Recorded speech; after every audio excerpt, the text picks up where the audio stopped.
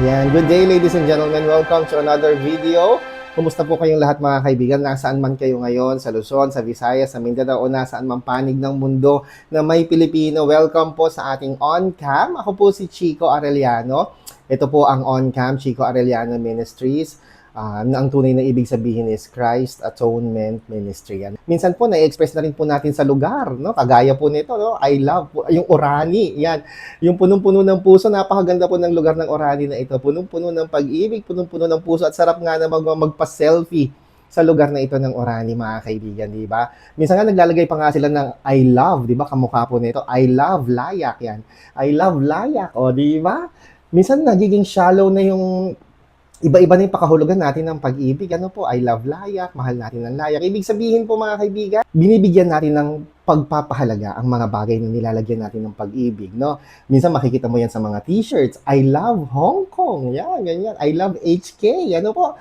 So ano nga ba yung sabihin nun? Ibig sabihin, nakapunta tayo ng Hong Kong, nagustuhan natin ng Hong Kong, kaya mapapasabi ka na lang na I love HK, no? Hindi lang din po yan, nagiging kampanya din po yan ng mga produkto para i-express po ang kanilang pagtatangi, no? Pagiging favorite nila sa mga produkto na yun. Kamukha na lamang po nito. Love ko to, di ba?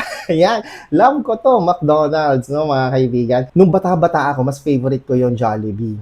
Pero habang nung nag-high school na ako, nag-college na ako, mas nagugustuhan ko yung McDonald's, no? Mas masarap pala. Ang favorite ko sa McDonald's yung kanilang sundae at saka yung kanilang french fries, 'di ba? Yung french fries po nila kasi malutong at saka maalat. 'Di ba? Yung pala yung nagpapasarap doon, no? So mga kaibigan, ang dami po talaga pakahulugan ng pag-ibig. Sabi nga nila, love, 'di ba? Alam niyo po ba, ladies and gentlemen, mayroon pong binabanggit si Santiago sa Book of James, no?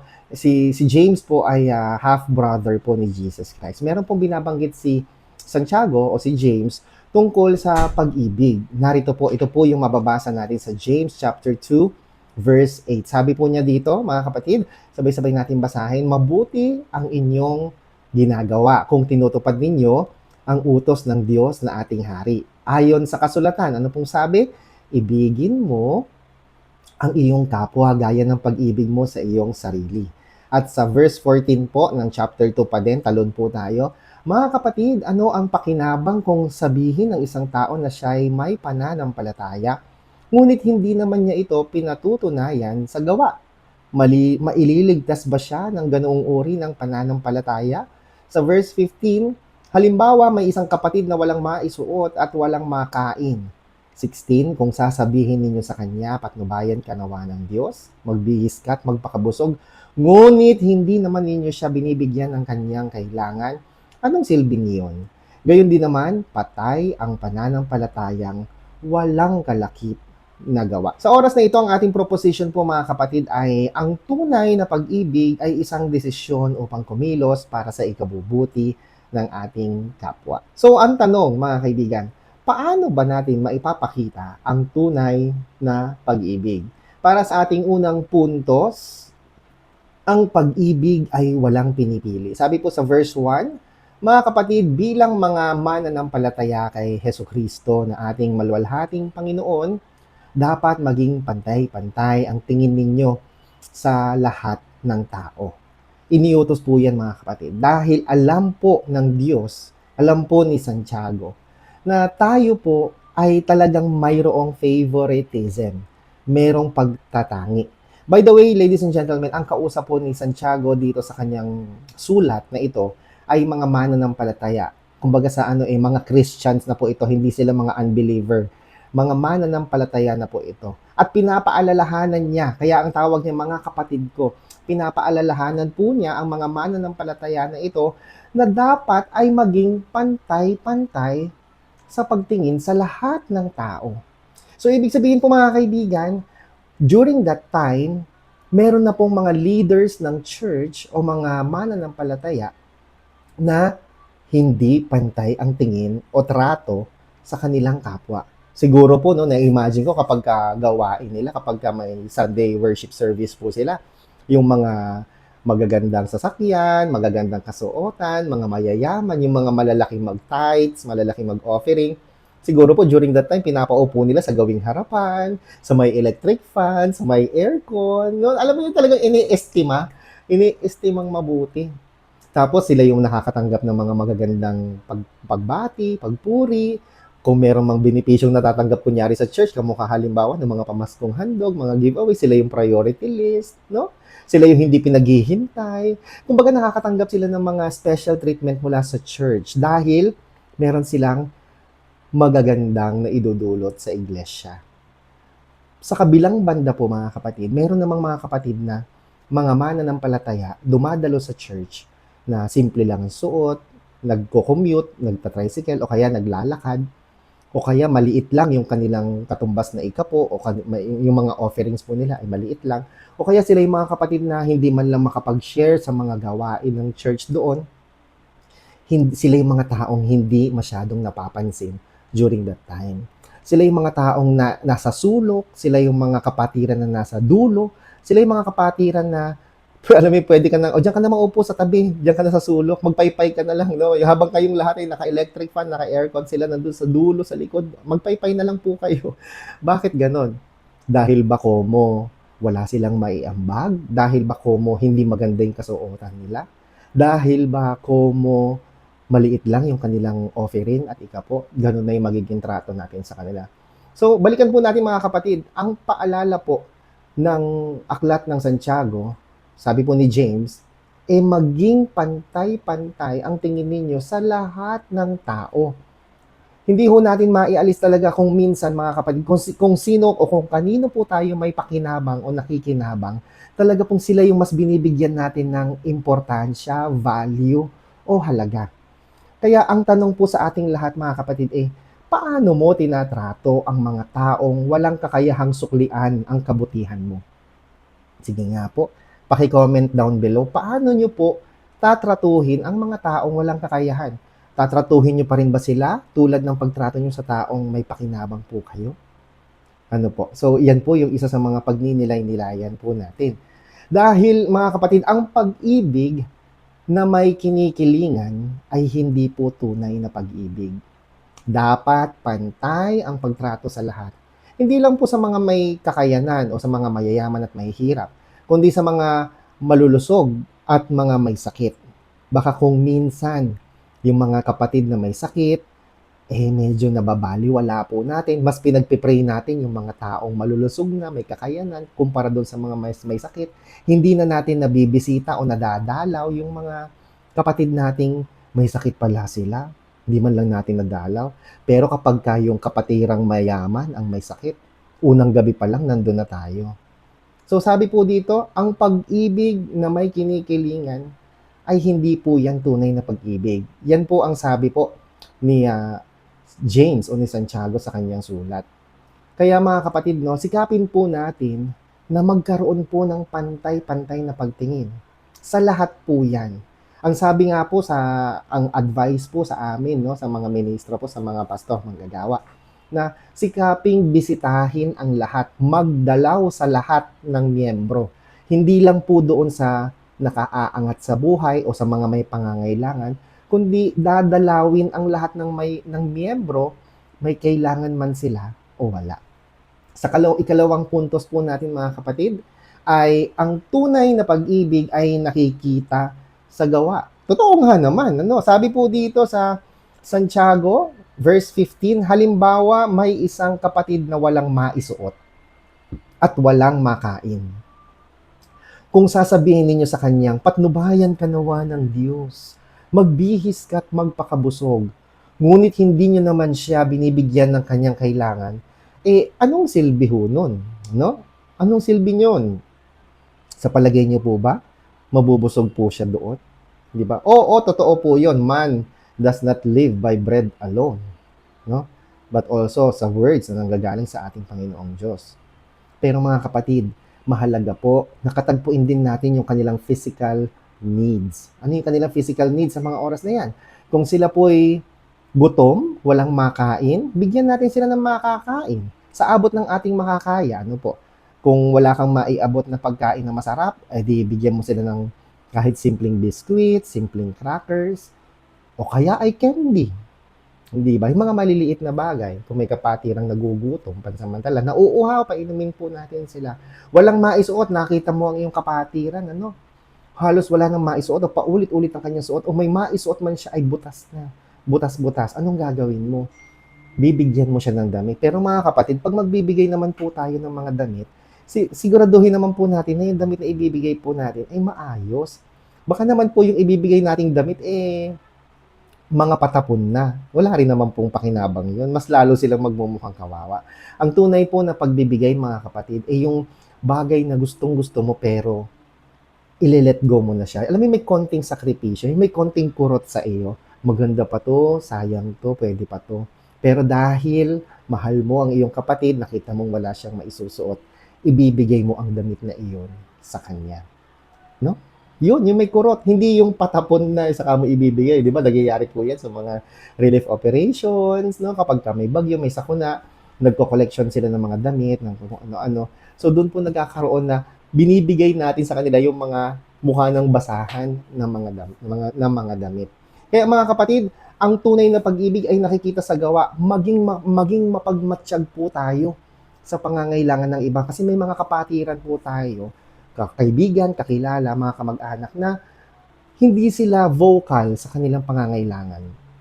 So ipanalangin natin na maging sensitibo po tayo sa pangangailangan po nila. Halimbawa po, hindi siya nagsasabi pero nakikita mo, hindi siya nagsasabi na mapuputulan na pala sila ng kuryente o kaya walang pambaon yung anak niya. Hindi sila nagsasabi o nagkikwento pero nararamdaman mo. Ikaw na yung magkusa, mag-abot ka. Alam mo, natutuwa nga ako kasi kung hindi ako nagkakamali, yung nanay ko ganun po siya. Karamihan ng mga baby boomer ba tawag sa kanila. Yung mga nasa 60 years old, 50 to 60 years old, sila yung mga taong laging may pera sa bulsa.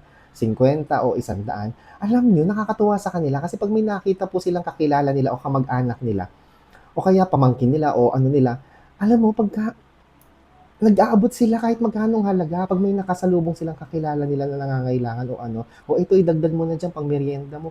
Ganun sila, napaka-generous po nila. Lifestyle na po nila yung pagiging mapagbigay. Hindi po ba mga kapatid? 'Di ba? Oo, maganda po na maipag-pray po natin sila sa kanilang pangangailangan. Lord, sana po katagpuin niyo po yung kanilang pangangailangan, pambayad nila ng kuryente, pambili ng pagkain. Tama po yun mga kapatid, ipag-pray po natin sila.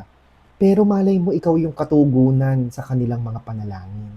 Ikaw din pala yung gagawing kasangkapan ng Lord para matugunan yung kanilang pangangailangan. Kaya mahalaga po mga kapatid na maging mapagmatsyag po tayo sa pangangailangan ng iba. Lalo na po ng ating mga kapatiran. Dahil nga po sinasabi po ni Santiago na faith without works is dead. Oo, may pananampalataya ka. Oo, mapanalanginin ka. Oo, nagsisimba ka linggo-linggo, nagsisimba ka ting midweek. Yes, very, very active ka, nagtatides ka, nag-offering ka. Pero kung wala namang gawa, ang tinutukoy pong works dito mga kapatid ay yung pagtatrato po natin sa ating kapwa, pakikisalamuhan natin sa ating kapwa. Kung hindi po doon nakikitaan ng paggawa, wala rin pong silbi yung ating pananampalataya. Mas matindi nga po yung sinabi dito ni Santiago your faith is dead. No? Patay ang iyong pananampalataya. At anumang bagay na patay ay walang bunga. At anumang bagay na patay, mga kapatid, ay walang buhay. At kapag walang buhay, ito'y walang pakinabang. Di ba? At sabi pa po niya dito, at ang love without action ay hungkag. Napakasakit, ano po. Sabi tayo ng sabi na I love you, mahal kita, pero kung wala namang action, hindi po natin magugustuhan yun. Di ba? Kagaya na lamang nito mga kaibigan. O, di ba? Kaya pag sinabihan mo ng I love you, dapat may pabulaklak ka man lang. Nakatanggap na po ba kayo ng bulaklak mula sa inyong mga mister, sa inyong mga asawa? Ayan. Minsan mapapatanong ka, Brother Chico, kahit wag na yung bulaklak, kahit bigas na lang, pwede na. sa mahal po ng bilihin ngayon, sa tindi ng mga kailangan ng pamilya, manghihinayang ka talaga sa presyo ng bulaklak. Magkano na yung bulaklak ngayon? 2,000, isang bouquet. Aba, makakabili ka na niya ng isa't kalahating kaban, di ba? Na bigas. O isa't kalahating sako ng bigas. Kaya maging practical din po tayo mga kapatid. Ano po? Yes, tama po. I-celebrate natin ang love. I-celebrate natin yung pagbibigay, pagmamahal, pag-ibig, di ba? Pwede mong i-express sa pamamagitan ng bulaklak, pero samahan din po natin ng discernment kung practical pa rin po ba ito. Nakabili ka nga ng bulaklak pero ala ka naman pambiling bigas. Hindi mas gugustuhin ko nang ibili ko na lang ito ng bigas at ipagluluto ko ang aking asawa ng masarap na ulam, di mas maganda pa yun kumpara sa naibili mo siya ng bulaklak. Pipicturean lang naman yung bulaklak, ipopost sa Facebook. Pagka-post po sa Facebook, ilang oras lang po yan, matatabunan na po yan ng picture ng iba, makakalimutan na at mawawala na rin po yan. Hindi po kamukha ng bigas, pagka nabili mo yung bigas, ipinagluto mo ang iyong asawa ng masarap na ulam, at kayo'y nagsalo-salo, hindi lang po social media ang katapat niyan, mas pangmatagalan po ang dulot niyan sa inyong relationship. Amen? At sa ating pangatlong puntos po mga kapatid, ang pag-ibig ay maingat sa pananalita. Naku po, no? Shout out sa lahat ng mga taklesa dyan. Sabi po dito ni Santiago sa Kabanatang 3, talatang 9 hanggang 10, ito ang ginagamit natin sa pagpupuri sa ating Panginoon at Ama. Yung bibig daw po natin, itong dila natin. At ito rin ang ginagamit natin sa panlalait sa taong nilalang nakalarawan ng Diyos. Ang kausap po dito ni Santiago, mga kapatid, ay mga mananampalataya, ha? Ibig sabihin, nakarating po kay Santiago na may mga kapatiran na mapanlait, mapamintas ng kapwa, no? I remember, mga kapatid, nung ako po'y bago pa lang din mananampalataya, ako po'y kumbaga may sinful nature, nandun pa nananaig pa yung sinful nature mo, at wala kang control sa bibig. Mga kapatid, alam niyo po ba, hindi ko maiwasan na nagiging mapanlait pa rin po ako noon, kahit na ako'y mananampalataya na po. No? And I believe, kagaya rin ako ng mga taong kausap po ni Santiago sa kanyang sulat, na yung bibig na ginagamit mo sa pagpupuri sa Panginoon, pananalangin sa Panginoon, ay siya ring bibig na ginagamit mo sa pang-aalipusta, pangmamata, pangliliit, panlalait sa mga taong nilalang ng Diyos, ha? Nilalang nakalarawan po ng Panginoong Diyos. Mga kapatid, ito pong mga taong ito, hindi sila mga ordinaryong tao lang, hindi sila mga hayop. Sila po'y mga taong nilalang nakalarawan ng Diyos. Diba? Kalarawan, hindi lang physical, mga kapatid, hindi, kasi ang Diyos ay espiritu, po. Nilalang po sila na meron silang moral, spiritual, relational, at marami pang iba. Tapos, lalaitin lang natin dahil sa kanilang physical attributes o physical deformities. Ganyan po ako nun, mga kaibigan. At mabuti na lang po napaka-gracious ng Panginoong Diyos. At ako'y kanyang binago, mga kapatid. At sa ngayon, pagka nakaka-encounter na ako ng ganyan, as much as possible, pinagpe-pray po dapat natin yung mga taong may kapansanan, yung mga taong may kakulangan, may deformities o may depekto, mga kapatid. Iwasan po natin na yung bibig na ginagamit natin para purihin ang Panginoon ay yung siyang bibig din po na ginagamit natin upang manlait ng ating kapwa. Sabi po sa verse 10, sa iisang bibig nanggagaling ang pagpupuri at panlalait. Manlilibak ka pala, di ba? So, ano yun? Di ba? Wala. Duplicity po yung tawag sa ganun. Walang integrity. At ayaw po ng Biblia, ayaw po ng Diyos sa taong walang integridad. Na ginagamit mo ang bibig mo sa panlalait, ginagamit mo rin ang bibig mo sa pagpupuri.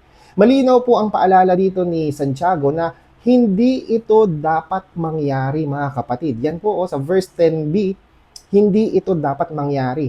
Mga kapatid, hindi pa po huli ang lahat. Kung isa po kayo sa mga tinutukoy ni Santiago na may ganitong katangian, hindi pa po huli ang lahat para magbago po tayo. Ipag-pray po natin yan. I-allow natin ang Holy Spirit na tayo po'y kanyang baguhin araw-araw.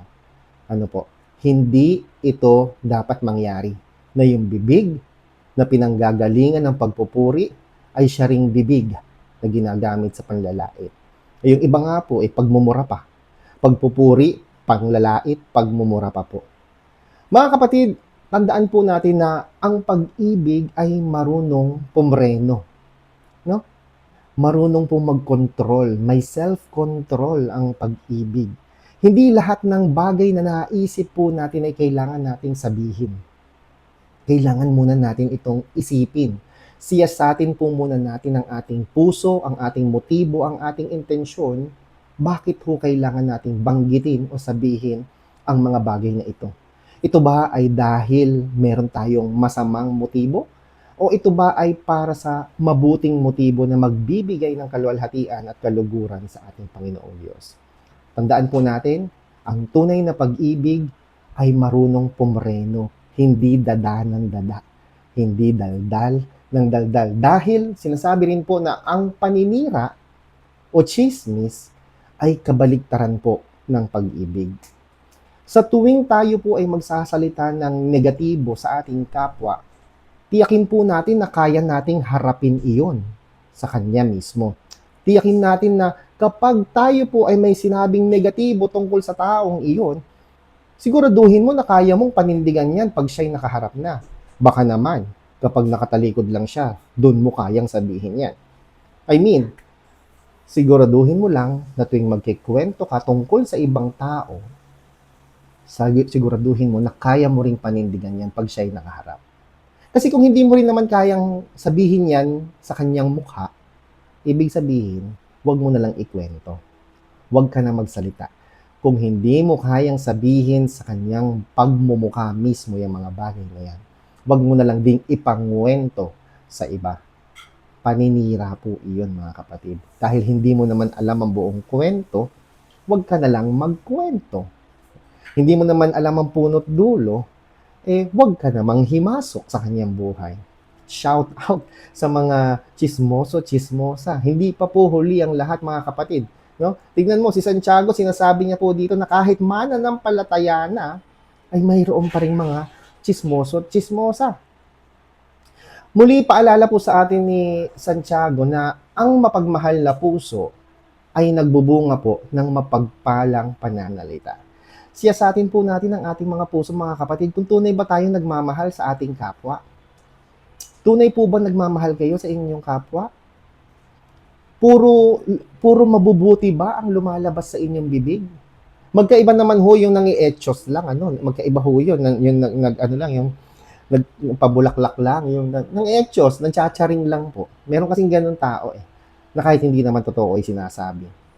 Kung pupurihin mo siya o babatiin mo ang isang tao tungkol sa kanyang mabuti at magandang ginawa, sabihin mo. Pero kung hindi ka naman talaga nasarapan sa kanyang luto, huwag ka na magsabi na, sarap-sarap po ng niluto ninyo. Ang ganda-ganda po ninyo kahit hindi ka naman talaga nagagandahan sa kanya. Ang tawag doon, pang-etchos din yun. Diba? Hindi mo nga siya chinismis, hindi mo nga siya siniraan, diba? Pero nagsinungaling ka naman sa kanyang harap mismo. So, ganun din yun. Kaya mga kapatid, siyasatin po natin, ang ating bang puso ay mapagmahal? Kung ang puso po natin ay mapagmahal, tiyakin po natin na ito'y nagbubunga ng mga mapagpalang pananalita. Tiyakin po natin na ang mga lumalabas lamang sa ating mga bibig ay mga words of encouragement. Tiyakin po natin na ang salitang ito'y nagbibigay lakas ng loob sa ating kapwa. Ang mga salitang ito'y nagbibigay ng pag-asa sa kanila, mga kapatid. Dahil wala pong ibang magiging kasangkapan ng Diyos upang maghatid ng pag-asa at katiwasayan at kapayapaan sa ating kapwa, kundi tayo din pong mga mananampalataya. Tayo pong mga tagasunod ni Kristo. And again, ladies and gentlemen, mga kapatid, bilang pagtatapos, 3 bagay po ang pakahulugan ni Santiago sa pag-ibig. Number 1, ang pag-ibig ay active. Love is active. Ibig sabihin kumikilos. Hindi lang po siya puro salita. Ang pag-ibig po ay may kasamang gawa. No? Hindi sapat yung sinasabi mo lang na I love you. Dapat sinasabi mo, ginagawa mo din ito. Action, kagaya po ng Panginoong Diyos, di ba? For God so loved the world that He gave His only begotten Son, ang kanyang nag-iisang anak. Ibinigay po niya, merong action na pagbibigay. So kung kayo po ay tunay na nagmamahal, make sure na ang inyong pag-ibig ay active. Make sure na ang inyong pag-ibig ay may action. Hindi siya passive. Number 2, ang pag-ibig po ay impartial. Ibig sabihin, walang kinikilingan, walang pinoprotektahan, serbisyong totoo lamang. Dahil hindi natutulog ang balita. Ayun po, ang pag-ibig po ay impartial. Pantay-pantay. Walang favoritism. Walang pinapaboran ang pag-ibig. Hindi po pwedeng ibibigay kong pag-ibig sa kanya ay mas maganda dahil mas may pakinabang ako sa kanya. Sa kanya naman, bigyan mo na rin kahit konti. Hindi ho dapat ganun. Dapat ang pag-express ng aktibong pag-ibig ay pantay-pantay sa lahat. At pangatlo, ang pag-ibig po ay restrained. Ibig sabihin, may disiplina sa salita. Di ba? Ang love, hindi lang salita, kailangan may action. At ang love din, mga kapatid, kapag ginamitan na natin ito ng bibig, dapat may disiplina. Dapat ang bibig natin ay nagdudulot lamang ng encouragement at pag-asa sa ating kapwa, kahit sa ating asawa. Hindi paninira, hindi discouragement, hindi frustrations, hindi disappointment, hindi dismay. Dapat ang maranasan ng mga taong nakakausap natin ay pagpapala mula sa Panginoon sa pamamagitan po ng ating mga bibig. So mga kapatid, no, nawa po ang mga paalalang ito ni Santiago sa kanyang aklat ngayong buwan ng pag-ibig, hindi lang po para sa mga magjowa, kundi para sa lahat, ay patuloy po nating maipahayag sa lahat ng tao, sa lahat ng ating nakakasalamuha sa araw-araw. Manalangin po tayo, banal naming Ama. Salamat po, Panginoong Diyos, sa ministeryo na pinagkaloob mo po sa akin. Salamat po, Panginoong Diyos, sa mga taong nanonood o manonood po ng video na ito. Ang aking dalangin, kayo po ang mangusap sa kanila, kayo po ang mag-bless sa kanila, Panginoon. Pagpalain niyo po sila, ang kanilang buong pamilya, ang kanilang puso, ang kanilang isipan. Panginoong Diyos, kayo po ang mangusap sa kanila, Panginoon. Kung ano man po ang mensahe ng banal na spirito sa kanilang puso, dalangin ko po, Panginoon, na ito po yumabong, lumago at patuloy niyo pong pag-ibayuhin, Panginoon. Kumilos po kayo sa puso't isipan ng mga manonood ng video na ito at ang aking dalangin ay patuloy mo po, Panginoon, na pag-ibayuhin ang ministeryong ipinagkatiwala mo po sa akin. Walang ibang taong maparangalan sa gawaing ito, tanging ikaw lamang, o Panginoong Jesus. At dalangin po namin, Panginoon, na pagpalawigin mo pa po ang ministeryong ito at mas marami pa pong tao ang maabot ng gawaing ito. Purihin ang Diyos sa pangalan ni Jesus. Amen. Amen. Maraming salamat, everyone. Sa mga magpapa-shoutout, please comment down below. Ako po si Chico. Enjoy the rest of the day and God bless po.